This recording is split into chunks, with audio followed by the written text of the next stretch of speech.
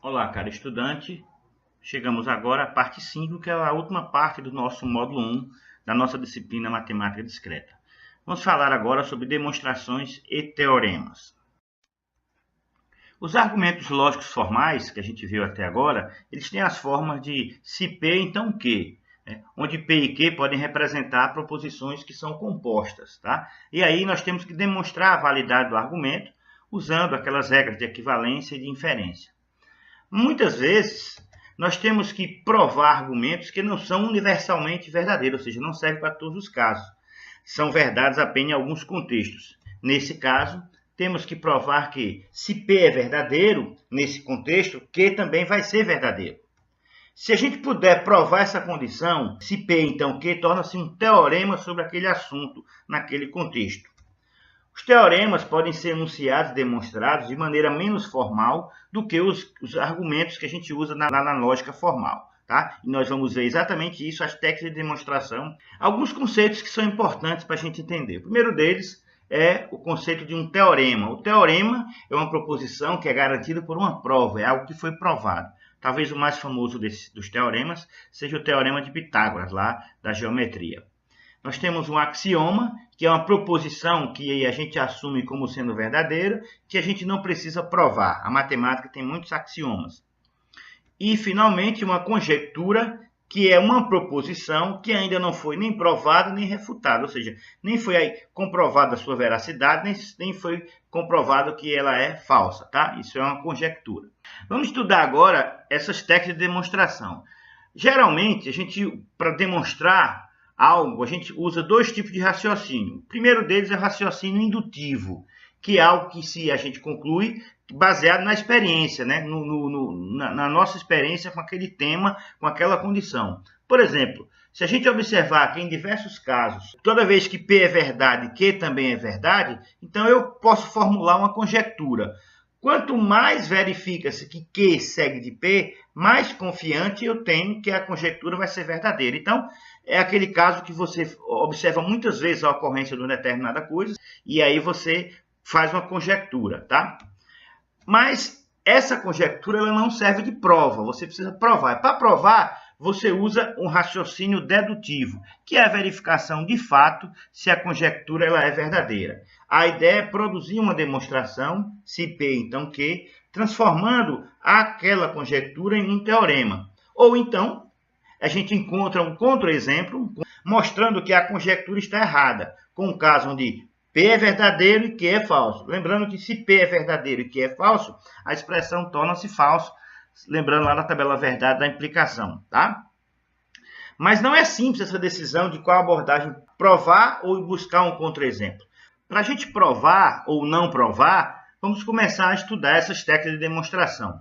Imagine esse exemplo aí. Para o inteiro positivo n, o fatorial de n é definido como sendo n vezes n-1 vezes n-2 vezes até vezes 1. Por exemplo, fatorial de 5 é 5 vezes 4 vezes 3 vezes 2 vezes 1. Fatorial de 4 é 4 vezes 3 vezes 2 vezes 1. Então, a conjectura é o seguinte: prove ou encontre um contra-exemplo para a conjectura. Para todo inteiro positivo n, o fatorial de n é sempre menor do que n ao quadrado. Então, eu tenho que provar que, para todo inteiro positivo n, o fatorial de n vai ser sempre menor ou igual do que o quadrado de n. E aí a gente testa alguns casos. Por exemplo, nessa tabelazinha aí. Quando n vale 1, o fatorial de n vale também 1, o n ao quadrado também vale 1, e a expressão fatorial de n menor do que n ao quadrado é verdadeira. Tá? Quando n vale 2, o fatorial de n também vale 2, só que o quadrado de n vai valer 4. N fatorial menor que n ao quadrado também é verdadeiro. Quando n vale 3, fatorial de n, 3 vezes 2 vezes 1, 6. N ao quadrado, 3 ao quadrado, 9. Então, n fatorial menor do que n ao quadrado. Então, esses casos aí, verdadeiros, embora eu tenha já 3 casos que são verdadeiros, mas eles não provam que a minha conjectura está verdadeira para sempre. Por quê? Porque aí eu teria que varrer todos os n's possíveis. Então, até agora, nossa conjectura ela foi verdadeira. Mas se a gente analisar o caso seguinte, quando n é igual a 4, o fatorial de n, 4 vezes 3 vezes 2 vezes 1, dá 24. E o quadrado de n dá 16. Então, a expressão fatorial de n menor ou igual que n ao quadrado é falsa. Então, esse caso, somente esse caso, já é suficiente para provar que a minha conjectura é falsa. Eu estou provando a falsidade da minha conjectura, ou seja, eu não posso dizer que para todo inteiro positivo n, fatorial de n é menor ou igual que n ao quadrado. Eu não posso afirmar isso, porque essa conjectura eu refutei com uma contraprova. Ok? Então, essa é a estratégia. Você consegue, se você conseguir provar que aquilo é válido para todos os inteiros, então vira teorema. Basta que você consiga encontrar um único caso que é falso, você refuta a conjectura, o teu teorema, né, não é válido. Ok? Então, encontrar um contra-exemplo, muitas vezes não é simples. Imagine que você tem que percorrer muitos números. Muitas vezes é mais fácil usar um método para provar que uma conjectura ela é verdadeira. Quando a gente tem uma conjectura sobre uma coleção finita, ou seja, um conjunto finito de dados, eu posso prová-la a partir da verificação se ela é válida para cada elemento dessa coleção. Então, uma demonstração desse tipo é chamada demonstração exaustiva ou demonstração por exaustão. Significa que foram verificados todos os casos possíveis. Tá? Vamos ver aqui mais um exemplo. Provar a seguinte conjectura. Se o inteiro entre 1 e 20 é divisível por 6, então também é divisível por 3. Ora, eu tenho um inteiro entre 1 e 20, eu tenho um conjunto limitado, um conjunto finito de casos. Então, eu estou querendo provar que se um valor inteiro entre 1 e 20 é divisível por 6, então ele vai ser também divisível por 3. Como existe um número finito de casos, a conjectura pode ser provada mostrando que ela é verdadeira para todos os inteiros situados entre 1 e 20. Por exemplo, a gente usando uma tabela. Então, vamos fazer esse exemplo aí. Provar a conjectura. Se o inteiro entre 1 e 20 é divisível por 6, então também é divisível por 3. Vamos a gente apresentar a tabelazinha. Quais são os inteiros entre 1 e 20 que são divisíveis por 6? O 6, o 12 e o 18. Nós temos 3 valores só que são divisíveis por 6. 6 é divisível por 6? É divisível por 3 também. 12 é divisível por 6? E é divisível por 3 também. 18 é divisível por 6? Também é divisível por 3. Então, com isso, a gente demonstrou que essa conjectura, se o inteiro entre 1 e 20 é divisível por 6, então também é divisível por 3. Uma demonstração exaustiva. Simples, tá? A gente lista os valores possíveis aí. Outro exemplo. Provar a seguinte conjectura. Para qualquer inteiro positivo menor ou igual a 5, o quadrado desse inteiro é menor ou igual à soma de 10 mais 5 vezes o inteiro. E provar que n ao quadrado é menor ou igual do que 10 mais 5 vezes esse inteiro, 5 vezes n. Então, vamos construir a nossa tabelazinha e verificar. Então, quando n é igual a 1, o meu A chamando de A vai ser n ao quadrado é 1, e o meu B vai ser 10 mais 5 vezes o inteiro. O inteiro é n, está valendo 1, então 10 mais 5n dá 15. A é menor ou igual a B? Sim. Quando n vale 2, meu A é n ao quadrado, que vale 4. Meu B, que é 10 mais 5n, 10 mais 5 vezes 2, que é 10. Então, 10 mais 10, 20. A menor que B? Sim. Quando n é igual a 3, n ao quadrado vale 9. O B, 10 mais 5n, vale 25. Ainda continua A menor ou igual a B? Sim. Então, para até 5, aí, todos os casos possíveis, para você ter qualquer inteiro positivo menor ou igual a 5, então você tem 1, 2, 3, 4 e 5. É verdade que o quadrado desse inteiro é menor ou igual à soma de 10 vezes mais 5, de 10 mais 5 vezes o inteiro. Tá? Então, com a tabelazinha, a gente exauriu todos os casos. Mas, se eu disser, dê um contra-exemplo para a conjectura, para qualquer inteiro positivo, veja que agora eu quero todos os inteiros positivos, o quadrado do inteiro é menor que a soma, o menor ou igual que a soma de 10 mais 5 vezes o inteiro. E agora já estou querendo, eu não quero só de 1 a 5, eu vou querer todos os inteiros. Então, eu vou partir daquela minha tabela existente, vou fazer para o valor 6, n ao quadrado dá 36, e o b, 10 mais 5n, dá 10 mais 5 vezes 6 dá 30, mais 10, 40. Então, A menor que B, sim. Porém, quando n vale 7, olha o que acontece. Quando n vale 7, o quadrado de n vale 49. E passa a ser maior do que a expressão de B. 10 mais 5n, que dá 45. Essa conjectura ela não é verdadeira, tá certo? E a gente encontrou o contra-exemplo. O contra-exemplo é o quê? Quando n é igual a 7, a não é menor ou igual a b. O quadrado inteiro não é menor ou igual à soma de 10 mais 5 vezes o inteiro. Então, a gente encontrou um contra-exemplo. Por quê? Porque essa conjectura ela não vale para todos os inteiros. Ela valeria para os inteiros menor ou igual a 6. Né? Um outro tipo de demonstração é a demonstração direta. Uma demonstração ou prova direta é quando a gente pressupõe que eu tenho uma hipótese verdadeira e a partir dessa hipótese verdadeira eu provo ser verdadeira a tese. Então vamos logo para um exemplo. Considere a seguinte conjectura. A soma de dois números pares é um número par. Então posso efetuar a demonstração a partir de alguns passos. Ora, para a gente é muito óbvio, se eu somar dois números pares, eu vou ter um resultado, um número par. Mas como é que a gente prova isso? Então, eu vou reescrever inicialmente a forma se P, então o quê? Vai ficar assim. Se n e m são dois números pares, quaisquer, então n mais n também é um número par. Ora, um número par, eu posso representar o número par n, eu posso representar por 2r, onde r é um número inteiro qualquer. Qualquer inteiro multiplicado por 2, eu tenho um resultado, um número par. Então, considerando n e m como dois números pares, então eu digo que existem RS, que são inteiros, tais que n igual a 2r e m igual a 2s. Tá? Então, se eu somar n mais m, vai ficar 2r mais 2s. Colocando 2 em evidência, vai ficar 2r mais s. Ora, r mais s vai ser o número inteiro.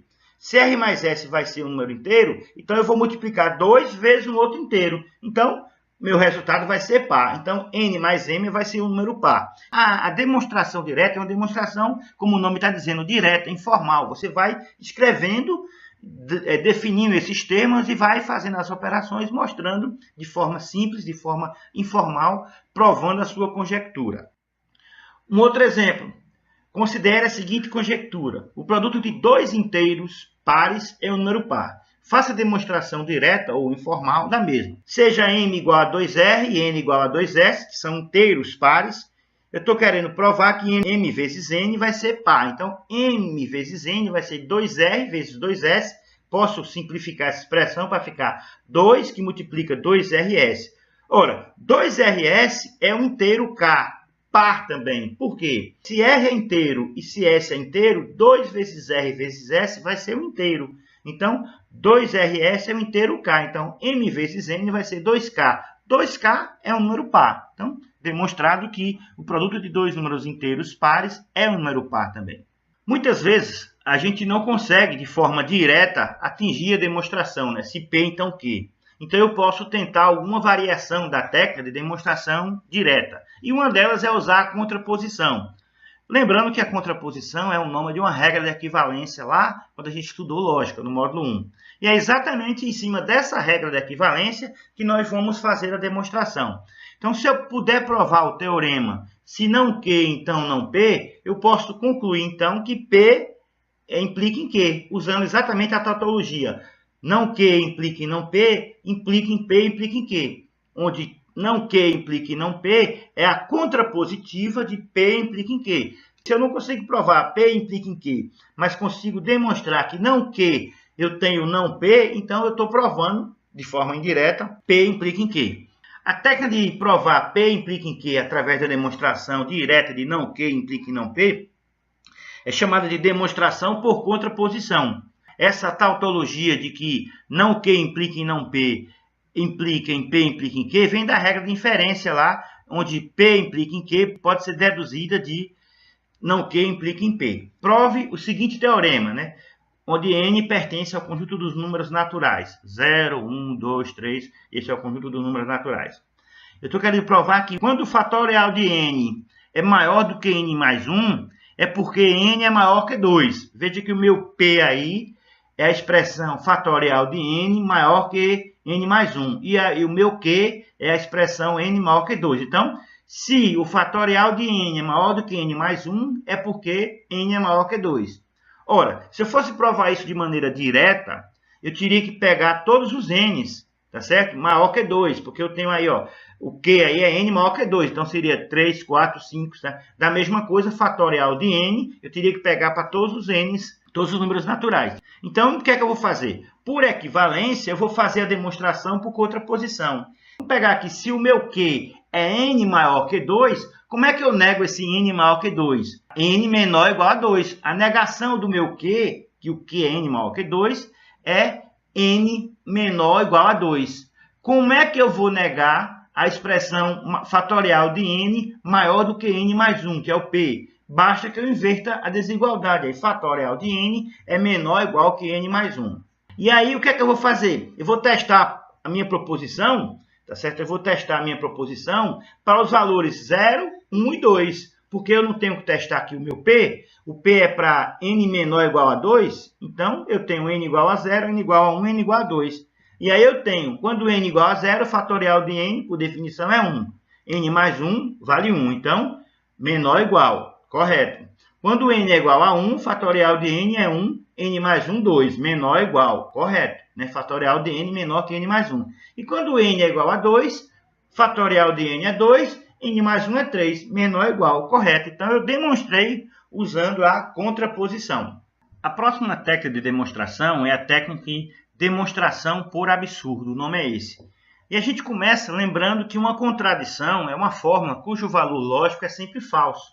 E ela pode ser denotada por 0. Lembra lá quando a gente construía a tabela verdade, quando a última coluna dava tudo falso, a gente chamava de contradição. Por exemplo, a forma A e não A tem sempre o valor falso. Quando A é verdadeiro, não A é falso, verdadeiro e falso dá falso. Quando A é falso, não A é verdadeiro, falso e verdadeiro vai dar falso, tá? Então, quando a demonstração de P em Q consiste em supor a hipótese P, depois a gente supõe a negação de Q e a gente concluir numa contradição, em geral Q e não Q, a demonstração é chamada de por absurdo. A gente chega num absurdo e consegue demonstrar. Tá? Para provar que P implica em Q, podemos levar em conta a seguinte fórmula. P e não Q implica em 0 na contradição, em que então P implica em Q.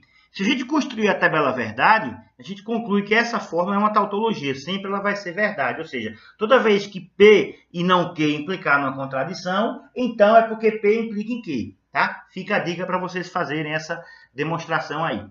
Então, se a gente provar que P e não Q dá sempre falso, isso a gente está implicando em P, né? Se P, então Q. Ok? Então, na demonstração por absurdo, eu vou assumir o oposto que eu quero provar, para chegar a uma contradição. E aí a prova é finalizada. Por exemplo, demonstrar por absurdo que se um número somado a ele mesmo é igual a ele mesmo, então esse número só pode ser 0. Então, eu estou querendo dizer o seguinte, se eu somar um número com ele e o resultado for ele mesmo, esse número só pode ser o 0, que é o único caso possível. Vamos representar esse x por um número qualquer.